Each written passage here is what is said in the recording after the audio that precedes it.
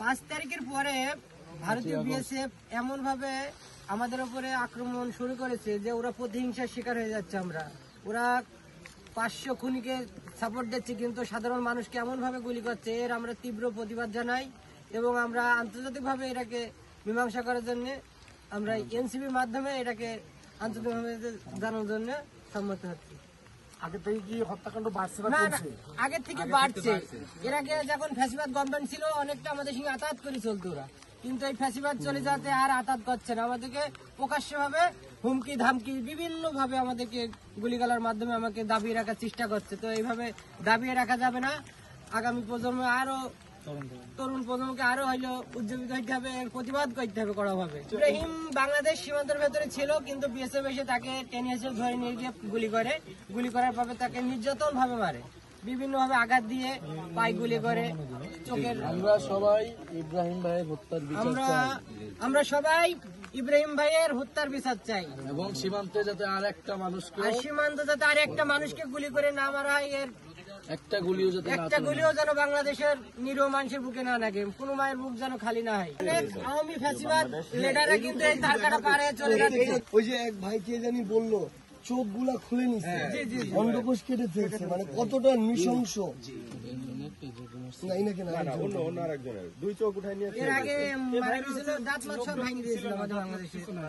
দাঁত একটাও নাই, মানে ওরা ওই নরপিশাচ গুলা ওদের ক্ষোভ মিটায়।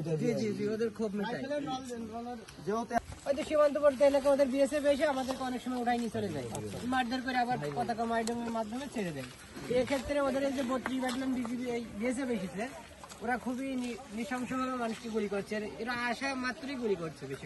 আমরা আজকে জুলাই পদযাত্রার অংশ হিসেবে চুয়াডাঙ্গা জেলা এসেছিলাম, কিন্তু আমরা জানতে পারি যে চুয়াডাঙ্গা জেলার দর্শনা উপজেলার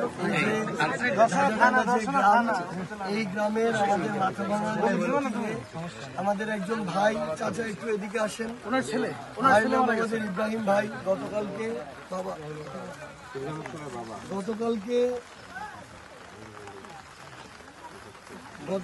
আমাদের চাচার যিনি সন্তান, আমাদের ভাই ইব্রাহিম ভাই, তার লাশ বিএসএফ গতকালকে রাতে দিয়ে গিয়েছে। এর আগে 7 দিন আর সেই লাশ তারা রেখেছে, তাকে গুলি করে হত্যা করা হয়েছে, এরপরে টর্চার করা হয়েছে। তো আমরা আজকে সেই নদীর তীরে দাঁড়িয়ে এখানে আমরা পদযাত্রার আজকে এখানে আসার আমাদের প্ল্যান ছিল না, কিন্তু আমরা যেই জেলায় আছি সেই জেলায় এমন একটি নির্মম ঘটনাকে আমরা কোনোদিন উপেক্ষা করতে পারি না। কারণ আমরা মনে করি এটা আমাদের বাংলাদেশের সার্বভৌমত্ব এবং জনগণের নিরাপত্তার প্রশ্নের একটা অংশ।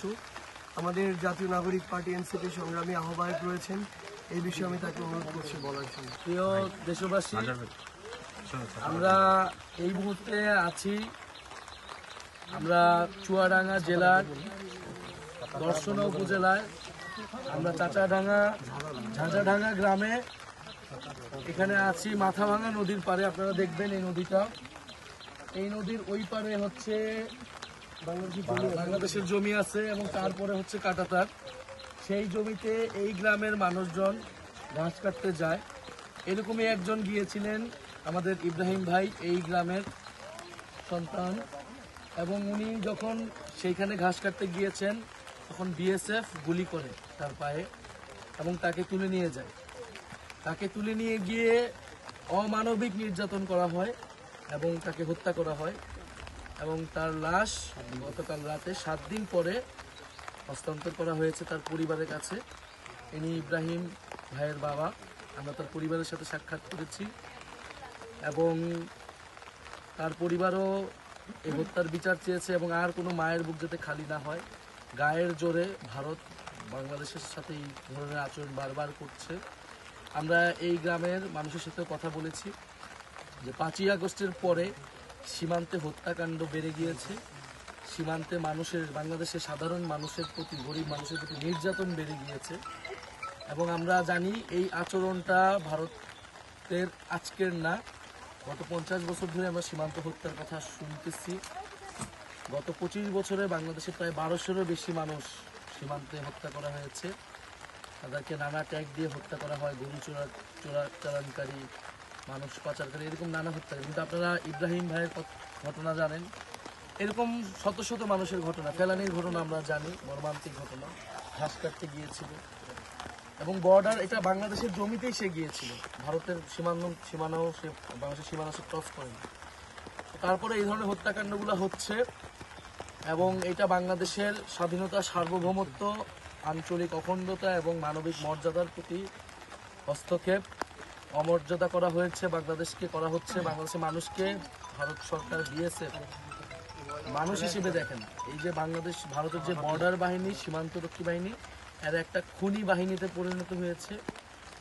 এটা কোনো সীমান্ত রক্ষা বাহিনী হইতে পারে না, এটা মানুষ খুন করাই যেন তাদের নিত্য নৈমিত্তিক কাজ। বাংলাদেশের মানুষকে নানাভাবে নির্যাতন, নিপীড়ন সীমান্তে করা হয়। আমরা জুলাই পদযাত্রায় আজকে এটা প্রত্যক্ষ করলাম এবং আমরা এই গ্রামের মানুষদেরকেও বলেছি, সারা দেশের মানুষকেও বলছি, সীমান্ত হত্যা নিয়ে আমাদেরকে সরব হতে হবে, আমাদেরকে কথা বলতে হবে। কোনোভাবেই সীমান্তে কোনো একটা গুলি চালাতে পারবে না বিএসএফ। কোনো ধরনের উস্কানি ছাড়াই তারা গুলি চালায়, সাউন্ড গ্রেনেড মারে ও মানুষকে হত্যা করে ধরে তুলে নিয়ে যায়। আমরা এটার নিন্দা জানাই। বাংলাদেশের সাথে সম্পর্ক রাখতে হলে অবশ্যই মর্যাদা সহিত বাংলাদেশের নাগরিক অধিকার রক্ষা করতে হবে এবং বিএসএফ একটা মানবাধিকার বিরোধী সংগঠন। বাংলাদেশের মানুষের অধিকার সীমান্তে লঙ্ঘন করা হয়েছে। আমরা আজকে এই গ্রামের এই নদীর পাড় থেকে নিন্দা জানালাম এবং ভবিষ্যতে আমরা জাতীয় নাগরিক পার্টি নয়, বাংলাদেশের সাধারণ ছাত্র, তরুণ, জনগণকে সাথে নিয়ে এই সীমান্তকে আমরা পাহারা দিব, রক্ষা করব। আমরা প্রতিরোধ গড়ে তুলব যদি সীমান্তে এই ধরনের হত্যাকাণ্ড, এই ধরনের নিপীড়ন চলমান থাকে। ভারত না বাংলাদেশ, বাংলাদেশ বাংলাদেশ, দিল্লি না ঢাকা, ঢাকা ঢাকা, দিল্লি না ঢাকা, ঢাকা ঢাকা, দিল্লি না ঢাকা, ঢাকা ঢাকা। সীমান্তে আগ্রাসন চলবে না চলবে না, সীমান্তে আগ্রাসন চলবে না চলবে না, সীমান্তে আগ্রাসন চলবে না চলবে না, সীমান্তে আগ্রাসন চলবে না চলবে না, সীমান্তে মানুষ হত্যা চলবে না চলবে না, সীমান্তে মানুষ হত্যা চলবে না চলবে না, দিল্লি না ঢাকা, ঢাকা ঢাকা, দিল্লি না ঢাকা, ঢাকা ঢাকা। ভারত না বাংলাদেশ, বাংলাদেশ বাংলাদেশ, ভারতের দালালেরা হুঁশিয়ার সাবধান, দিল্লির দালালেরা হুঁশিয়ার সাবধান, মোদের দালালেরা হুঁশিয়ার সাবধান। গোলামি না আজাদি, আজাদি আজাদি, গোলামি না আজাদি, আজাদি আজাদি, দিল্লি না ঢাকা, ঢাকা ঢাকা, সীমান্তে মানুষ হত্যা, চলবে না চলবে না, সীমান্তে মানুষ হত্যা, চলবে না চলবে না, ভারতের দালালেরা, হুঁশিয়ার সাবধান, বিএসএফ এর খুনিরা, হুঁশিয়ার সাবধান, বিএসএফ এর খুনিরা, হুঁশিয়ার সাবধান, গোলামি না আজাদি, আজাদি আজাদি, দিল্লি না ঢাকা, ঢাকা ঢাকা, আপোষ না সংগ্রাম, সংগ্রাম সংগ্রাম, ক্ষমতা না জনতা, জনতা জনতা, তোমার দেশ আমার দেশ, বাংলাদেশ বাংলাদেশ,